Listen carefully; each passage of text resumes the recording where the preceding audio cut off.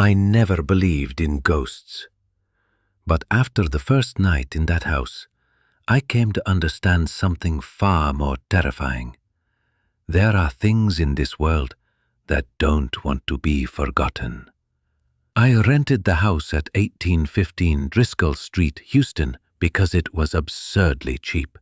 A fully furnished, 2-story home for half the market price? Too good to pass up. The real estate company told me the previous owner had left suddenly, and the place had been unoccupied for nearly 2 decades. That didn't bother me. I'm a writer, and I needed a quiet space to finish my book. Silence, solitude, that's what I wanted.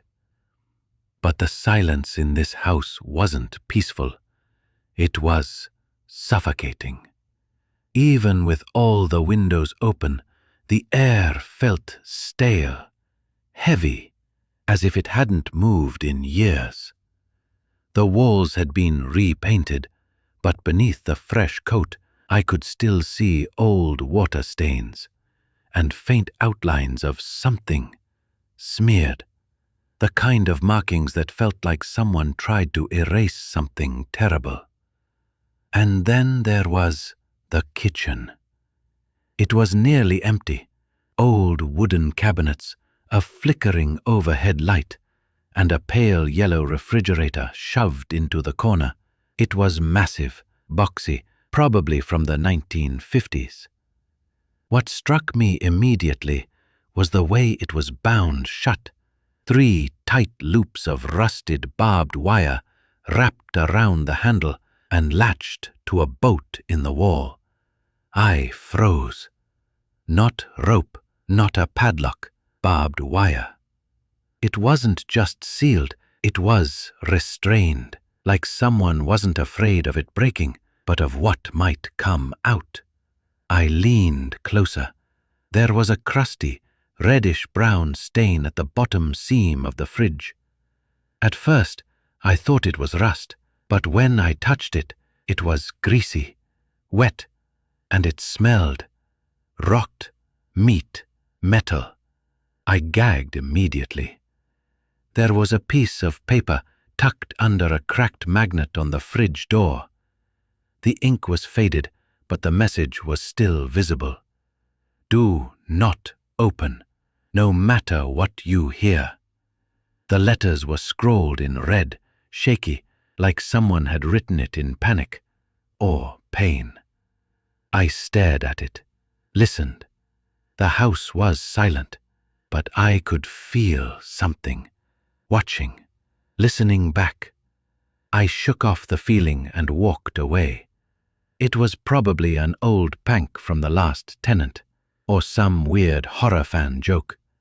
I was exhausted and unsettled, but I tried to brush it off. That night, I couldn't sleep. I lay in bed, staring at the ceiling, feeling the weight of the silence pressing down on my chest. Then, wide enough to see that the inside was pitch black. The light was dead, but I felt something breathing in there. A slow, cold exhale seeped from the gap, brushing against my skin like icy fingers. And the smell, God, the smell was worse now. Like something dead, but worse. Like something that refused to die. I stepped forward, trembling, reached for the door, and then, scratch. A soft scraping noise came from inside, like fingernails on metal. I froze. I didn't scream, I didn't run. I just backed away slowly, never taking my eyes off the fridge. I didn't sleep that night. The next morning, I visited the only neighbor nearby, an old woman named Mrs. Simmons.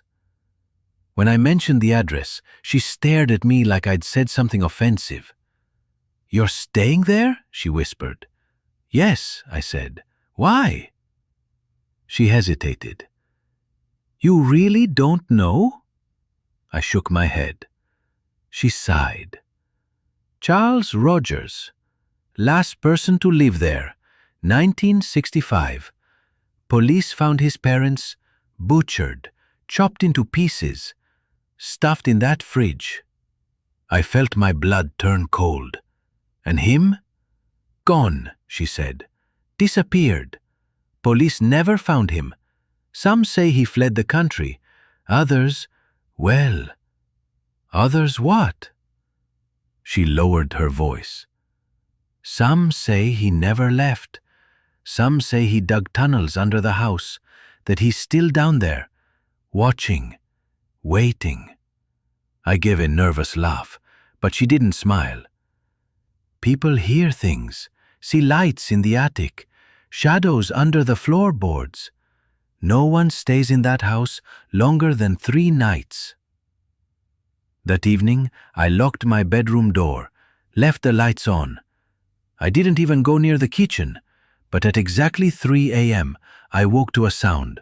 Thud, thud, thud. 3 heavy knocks from beneath the floor. Then silence. And then, very faintly, so close I could feel the breath behind my ear, I heard a whisper. You opened it, didn't you? I didn't sleep for the rest of the night. I stayed frozen in bed, covers pulled tight, staring at the crack under my bedroom door, watching for shadows that never came. But I could still feel it, the presence.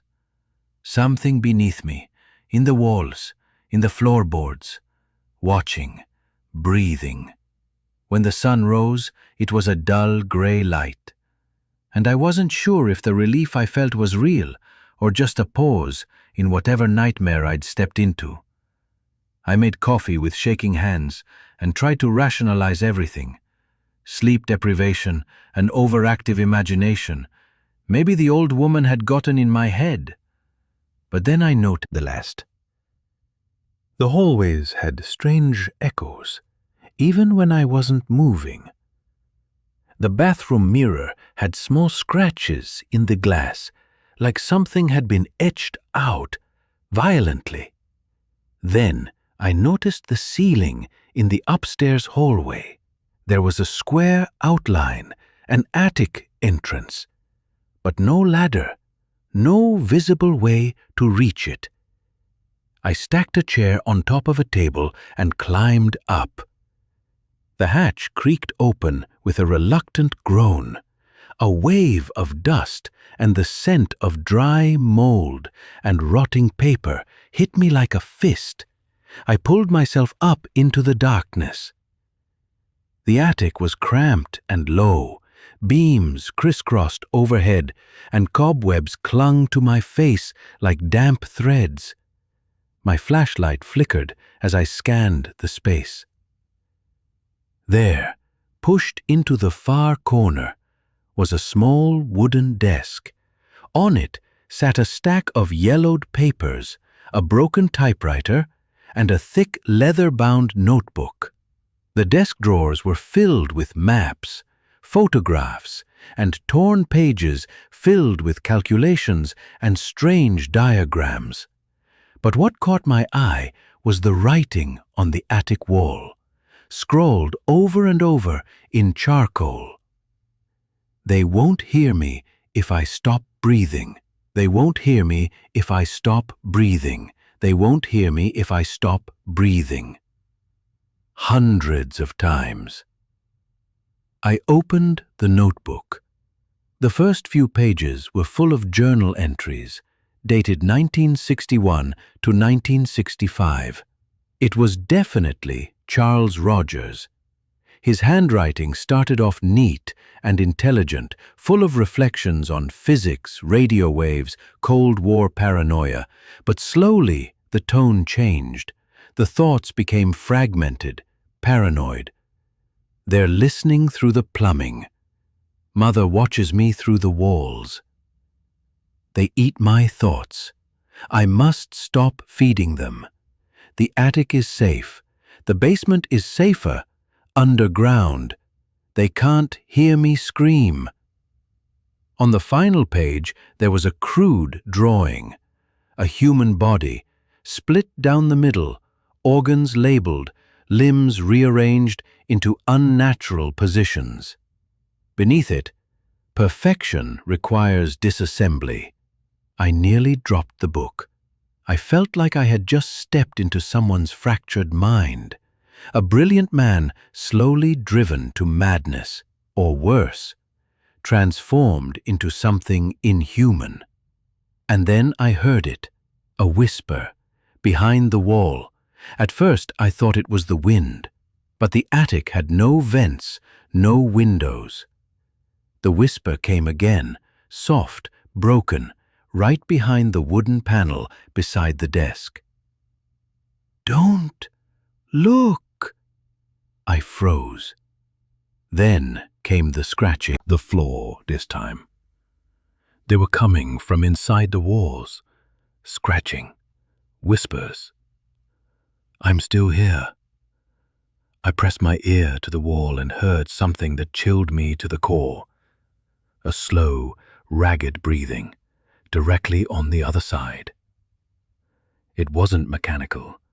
It wasn't wind. It was wet, real, living.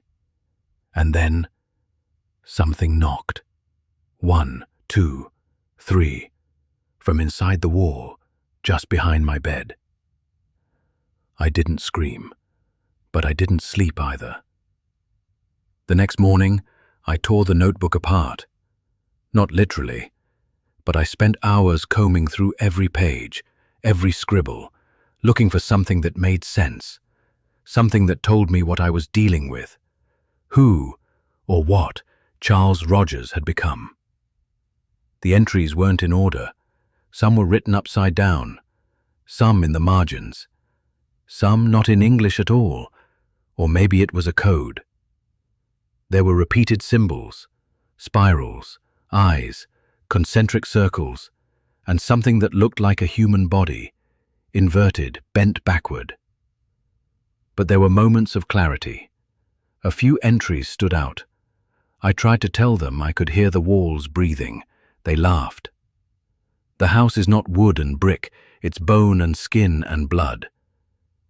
They live in the hollow parts. That's why I carved mine out. There was one passage I read at least 20 times. I disassembled them with care. Precise, delicate. They stopped screaming once I removed the jaw. No more talking, no more lies. I didn't want to admit it, but I knew what it meant. He wasn't just paranoid. He had killed his parents, mutilated them, and left their remains inside that fridge. But the worst part? I didn't think he ever left this house. There was one map, hand-drawn and incomplete, that kept pulling my attention. It showed a floor plan of the house, but not as it currently was. It had additional rooms, passages behind walls, a basement tunnel marked safe. There was even a section labeled The Hollow. No further notes. The idea that I'd been living above some kind of secret lair, some buried obsession, made me sick. I knew I had to find it. That night, I returned to the attic with a crowbar. I pried open the wall panel near the desk, the one where I'd heard the whisper before. Behind it, darkness, but the air that rushed out smelled of earth and blood and mildew. My flashlight flickered again, but I pushed forward, crawling into the narrow tunnel. The passage was tight, barely wide enough for me to fit. The wooden beams creaked above me, like they were groaning with memory. The further I crawled, the colder it became. My breath started fogging, faded beyond recognition. But a few were recent. And in the center of the wall was a photo of me, taken from behind, standing in the kitchen, looking at the fridge. My stomach turned. On a nearby table sat a jar, filled with something pale and floating. I looked closer. A human ear. I stumbled back, hand over my mouth, And that's when I saw it. A hole in the wall, eye level, a viewing slit. On the other side, a direct line of sight into my bedroom. He'd been watching me every night. I fled, crawled out, shaking, covered in dust and cobwebs and cold sweat. Back in my room, I tried to breathe, tried to think, but it all came apart. Every night I spent in this house had been a performance. Every moment I thought I was alone, I wasn't. Every breath, every shiver, every word I muttered to myself in the dark, he had heard it. But how? How could he have survived this long? Unless he didn't survive in the normal sense. That night, I left all the lights on again. I pushed the dresser against my door. I held the notebook tight to my chest like a shield. But the dreams came anyway. I saw Charles. Not a man, but a silhouette, standing in the hallway, too tall, limbs too long, face smeared with something red and wet. His mouth didn't move, but I could hear him whispering in my head. "You found my room. That means we're friends now." I woke up, gasping. On my wall, above the headboard, someone had written something in charcoal. Just one word. Stay. My hands were clean. I hadn't moved, but there it was, fresh, as if drawn while I slept. I didn't leave the house. I should have. I should have packed my things, run, and never looked back. But I didn't. Something about this place had wormed its way into me. The longer I stayed, the more I understood why Charles couldn't leave. The house held you. Not physically, not with walls or doors, but with whispers, with secrets, with promises. I told myself I was only staying to finish the investigation, to understand what had really happened. But deep down, I knew. I wanted to see what was inside the fridge. It became an obsession. Every time I walked past the kitchen, taste it. My vision blurred. I stumbled down the stairs, driven by something I couldn't explain. Fear, yes, but also compulsion. The kitchen was dark. The lights wouldn't turn on. My flashlight flickered again, weak. And then I saw it. The fridge door was wide open. No more barbed wire. No more resistance. It had opened itself. The inside was dark except for a faint, unnatural blue glow coming from the back wall. Fog poured out onto the tile floor, curling around my feet like fingers. I stepped closer. Inside, there was no food, no trays, no shelves, only a shallow metal basin, and inside it, pieces, unmistakably human. A jawbone, a hand, half a face, preserved unnaturally, as if the fridge had become some kind of mechanical tomb. I turned away to vomit. My knees buckled, and that's when I saw the writing on the inside of the door, scratched deep into the enamel. I made them quiet. I made them clean. I made room for more. Suddenly, from behind me, a breath. Warm, close. I turned, swinging the flashlight wildly. Nobody there. But then the lights flickered. Not the kitchen lights, the whole house. As if something had disturbed the very blood of the place. From the hallway, I heard footsteps. Slow, barefoot, wet. I backed away, heart pounding, and slammed the fridge shut. But the door didn't close. It stayed slightly ajar, resisting like something inside wanted out. Then came the whisper. "Now you've seen. You're part of it." I ran. I locked myself in the bathroom, panting, barely able to breathe. I checked my reflection and froze. My nose was bleeding, and behind me, in the mirror, something moved. A tall figure, gaunt and crooked, walked past the door. Not a dream, not a hallucination. Charles, or what was left of him. I waited. Minutes passed. Hours, maybe. I finally crept out and found a trail. Small drops of dark red liquid leading from the kitchen down into the basement. Until that moment, I had forgotten there even was a basement. I opened the door. The light didn't work. The steps down were steep, wooden, groaning under each footstep. The deeper I descended, the colder it got.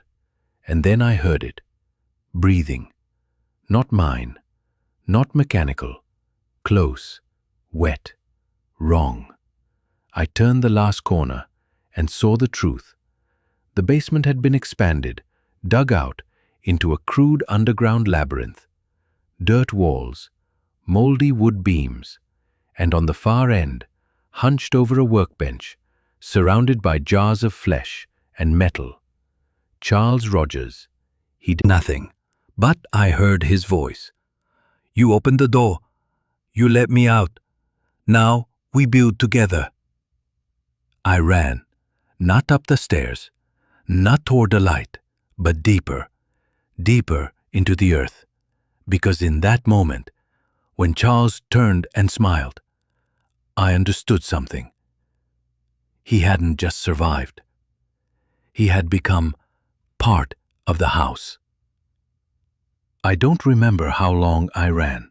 The tunnels stretched endlessly in all directions, carved by hand, raw dirt still damp and flaking from the walls.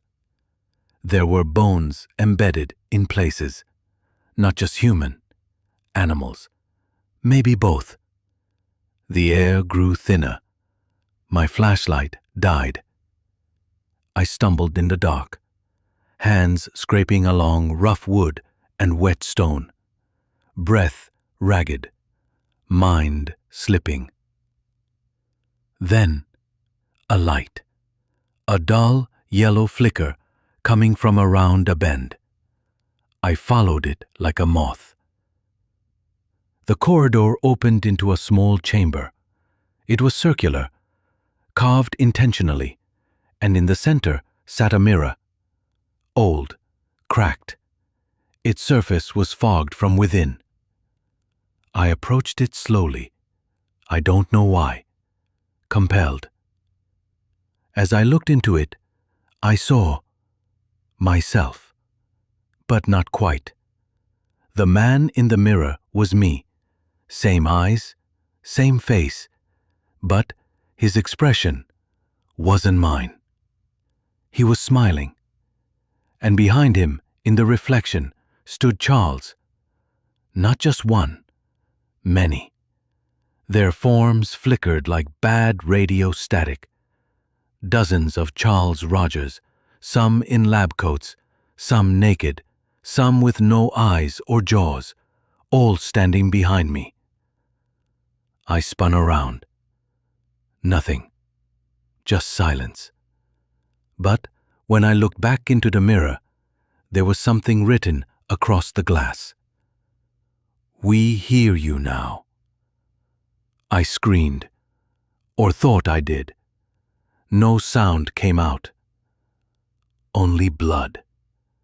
My nose, my mouth, my ears bleeding. I collapsed to the ground, clutching my head. Whispers swirled around me like smoke. Disassemble, rebuild. Disassemble, rebuild.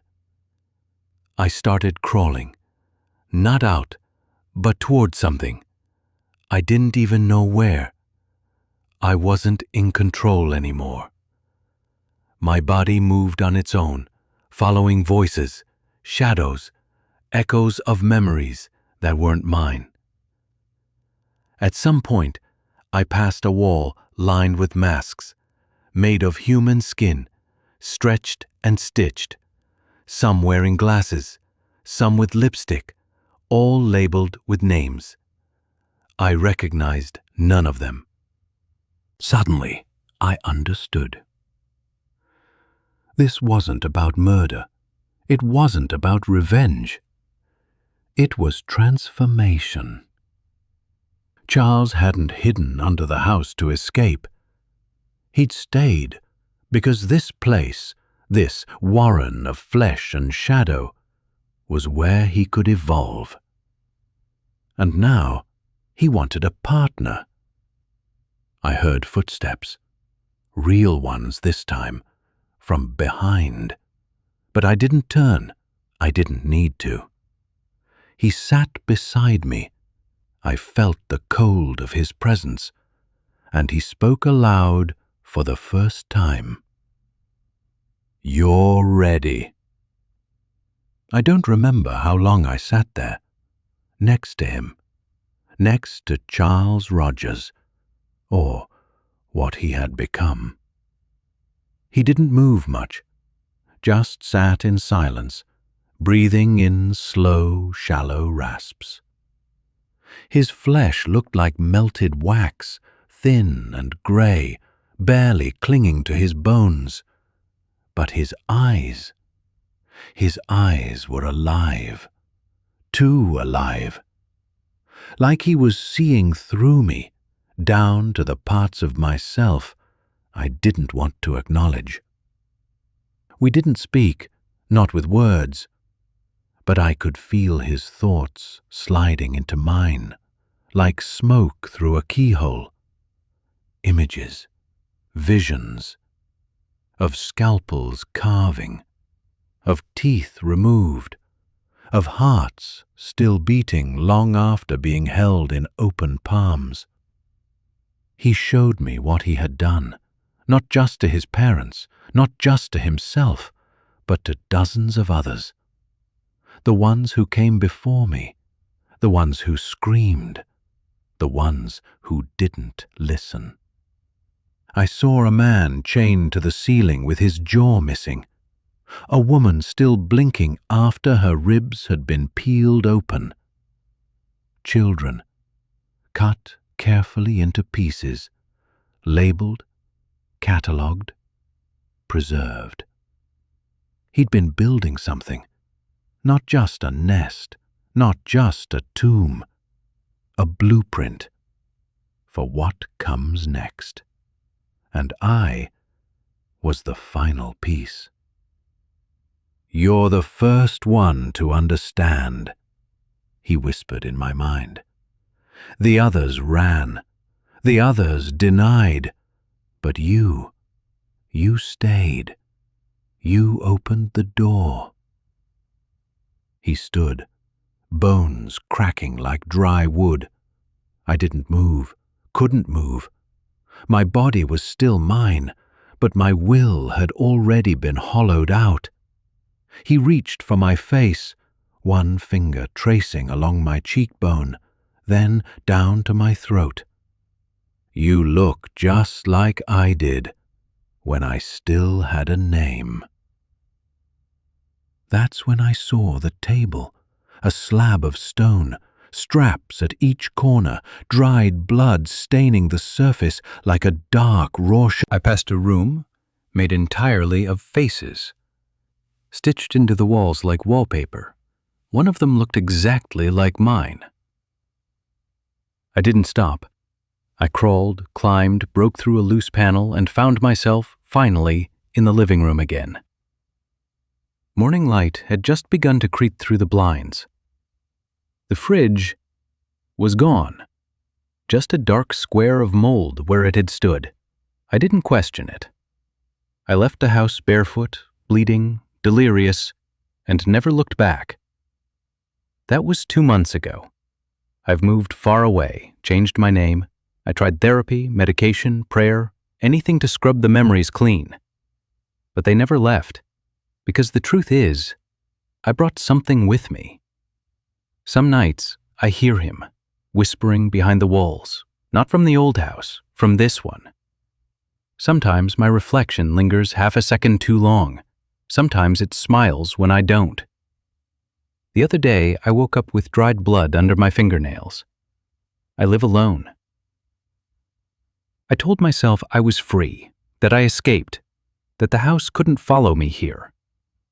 But last night, I found a note pinned to the inside of my fridge, written in my own handwriting. Disassemble, rebuild. They'll listen if you show them how.